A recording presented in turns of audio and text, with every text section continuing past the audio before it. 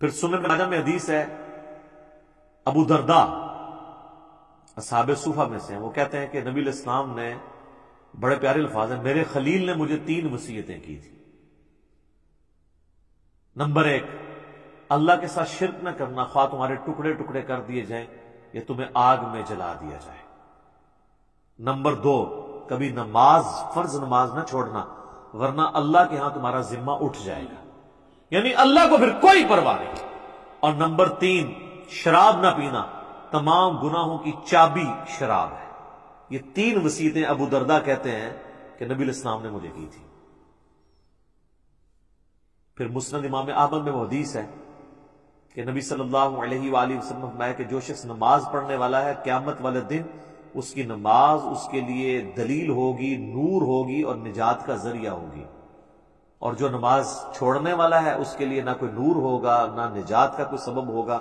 نہ اللہ کے حضور کوئی حجت ہوگی پیش کرنے کے لیے، اور اس کا حشر فرعون، قارون اور حامان کے ساتھ، والعیاذ باللہ تعالی۔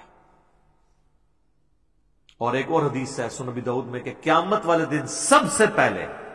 نماز کے بارے میں سوال کیا جائے گا، اور پھر فرمایا کہ جس کی نماز درست نکل آئی اس کے باقی معاملات آسان ہو جائیں گے، اور جس کی نماز ہی غلط نکلی اس کے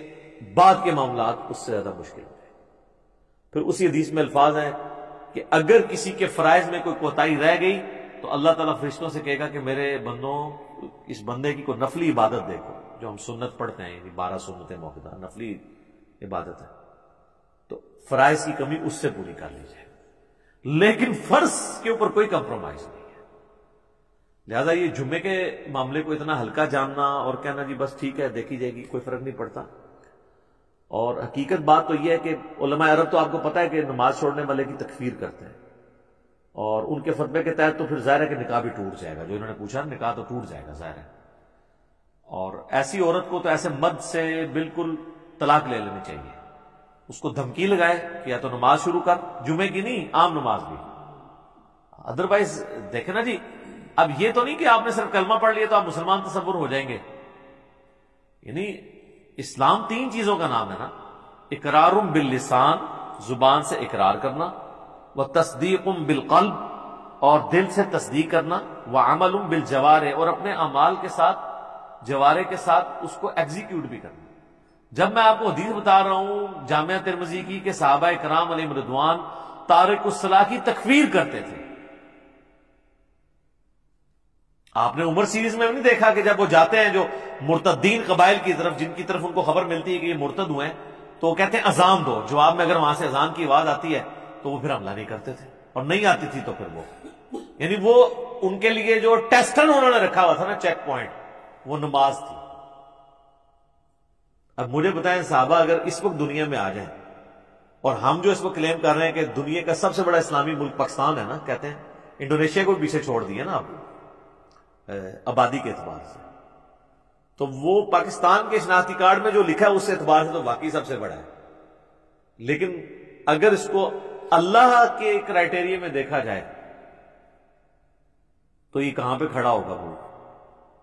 میرے خیال پاکستان میں 1% سے بھی کم لوگ ہیں جو 5 وقت کی نماز پڑھتے ہیں، اور جمعہ پڑھنے والے بھی ہارڈلی 5% ہوں گے، 5 سے 10%، اور یہ یہاں پہ ایشو ہے، ورنہ سعودیہ میں آپ چلے جائیں تو آپ کو یہ ریشو 80% پلس نظر آئے گی۔ انڈونیشیا، ملیشیا میں 80% زیادہ لوگ عام نماز بھی پڑھتے ہیں، جمعہ چھوڑنے کا تو کوئی تصور ہی نہیں ہے وہاں پہ، کیونکہ وہاں پہ فقہ شافعی، اور فقہ شافعی کے تحت جو نماز نہیں چھوڑتا وہ کافر ہے۔ اور مجھے نہیں سمجھ آتی اس کو فقہ میں کیوں الجھا دیا انہوں نے کہ جی امام حنیفہ نے بھی کوئی ہلکی اس کی سزا نہیں بتائی ہوئی ہے، وہ کہتے ہیں جو تارک الصلاح ہے اسے قید کیا جائے گا یہاں تک کہ وہ نماز شروع نہ کر دے، پھر اسے چھوڑا جائے گا، تو یہ بھی سزا کوئی چھوٹی نہیں ہے۔ باقی 3 ائمہ تو کہتے ہیں کہ اسے قتل کیا جائے گا، وہ مرتد ہی اسے تصور کرتے ہیں تارک الصلاح۔ تو اب چونکہ سختی نہیں ہوئی ہے تو پھر آپ انجام دیکھ لیں، کہتے ہیں جی وہ سب سے زیادہ حنفی ہیں، اسی لیے سب سے زیادہ بے نمازی دنیا میں، کیونکہ آپ تکفیر نہیں کرتے بے نمازی کی، تو جب حنفی زیادہ ہوں گے تو بے نمازی زیادہ ہوں گے۔ حالانکہ اسے حنفی شافعیت کا مسئلہ ہی نہیں، یہ تو مسلم شریف میں حدیث ہے نا یہ کوئی امام شافعی کا قول تو نہیں ہے، صحیح مسلم میں کتاب الایمان میں پہلے چیپٹر کے اندر یہ حدیث موجود ہے کہ بندے کے کفر اور اسلام کے درمیان فرق نماز ہے۔ اس حدیث کو تو مطلب امام شافعی یا احمد بن حنبل یا امام مالک کی کسی دھکے کی یا انہوں موڈا دینے کی ضرورت نہیں ہے نا، یہ حدیث خود ہی۔ اور اس سے بڑھ کر سورہ روم کی آیت وَأَقِيمُوا الصَّلَاةَ وَلَا تَكُونُوا مِنَ الْمُشْرِكِينَ، نماز قائم رکھنا اور دیکھنا مشرکین میں شامل نہ ہونا۔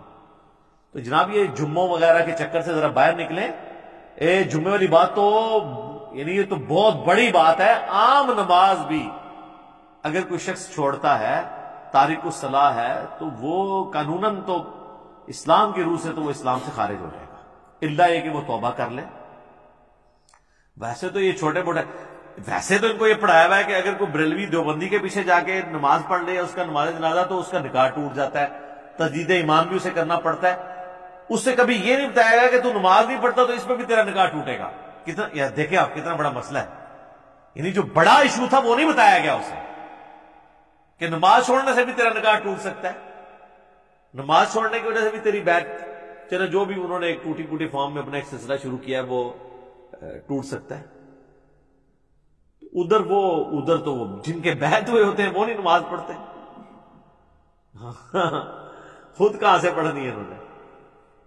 اللہ ماشاءاللہ بہت کم لوگ ہیں کہ جو نماز پڑھتے ہیں، اور جماعت کے ساتھ نماز کا اہتمام کرنا، خوش و خضوع سے پڑھنا، یہ تو آپ چھوڑ دیں۔ اسی لیے پھر انہوں نے ایک جھوٹی کہانی